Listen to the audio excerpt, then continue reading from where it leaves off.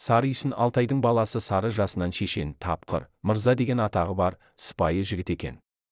Сарының 2 әйелі болыпты. Бірақ екеуінде де бала болмапты. Ал жалпақ жұрт ішінде абыройы асқан Бөлтірік сөз дүлдүлі болғанмен кедей, атқа, киімге жарымапты.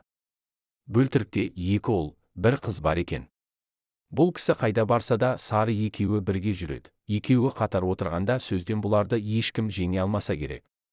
Күндердің күнінде бір топ кісімен бірге екеуі үлкен жиынға келе жатады.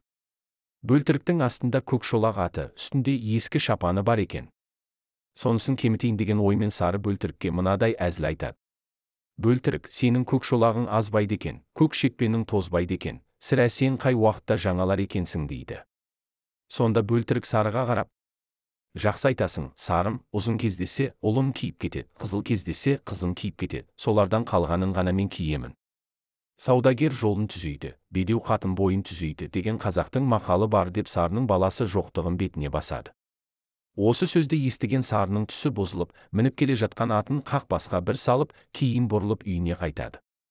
Қапаланып келген Сары төбенің басында отырған әкесі Алтайға бұрылмай, үйіне тіке түсіп, белін шешпестен төсегіне теріс қарап жатып алады. Ал қалыптасқан әдеті былай екен: әке ерте тұрып, шаруасын жайлап болып, кешке дейін төбенің басында отырады екен. Таңертеңгі және түскі асын төбенің басына алдырып ішеді екен.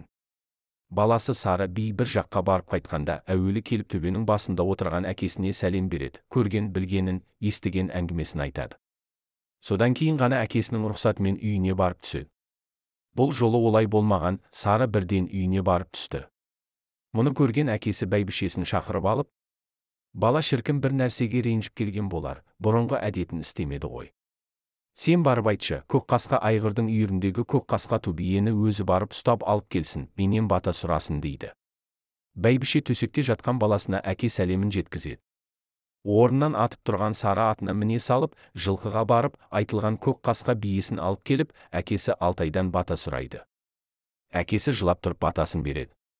Осы батадан болды ма, болмаса баланың бітер сәті келді ме, ол жағын кім білсін. Әйтеуір Сарының 2 әйелі қатар жүкті болып мезгілі жеткен күні екеуі де ұл табады.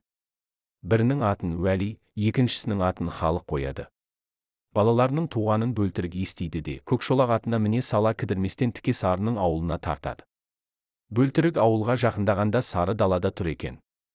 Бөлтірікті көре үйіне кіріп төсегіне теріс қарап жата қалады. Атынан түсіп, үйге кірген Бөлтірік Сарының жақтырмай жатқанын біліп, оған даусын көтере былай дейді: неғып жатырсың, Сары? Көтер басыңды, атаң қазақ айтқан екен, дос жылатып айтады, дұшпан күлдіріп айтады деп. Мен саған дос едім, жылатып айттым. Алтайдан көк қасқа биеге бата сұрадың, ата батасы қабыл болып, 2 әйелің бірдей жүкті болды. Уәли мен Халықты көріп қуанышқа бөлендің. Осы қуанышқа жетуіңнің алғашқы себебі менің саған жылатып айтқан сөзім емес пе? Екінші себеп әкең Алтайдың егіліп берген батасы еді. Үшіншіден, алыста жүрсем де Сарының тілегін қабыл ете көр деп Құдайдан менің сұраған күндерім көп болды.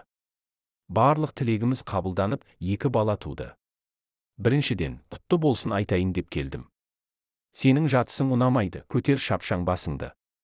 Әйтпесе әкең Алтайдың алдында жүгініске түсем деп орнынан тұруға ыңғайлана бергенде, төсекте жатқан Сары атып тұрып, Бөлтірікті құшақтап: сенің айтқаныңның бәрі дұрыс, бөкем. Менің саған өкпелеуім қате екен деп кешірім сұрайды.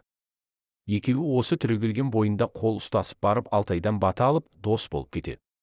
Бөлтірік Уәли мен Халықтан 2 ат, 2 шапан алып үйіне қайтады. Даланың дара ділмәрлары кітабынан.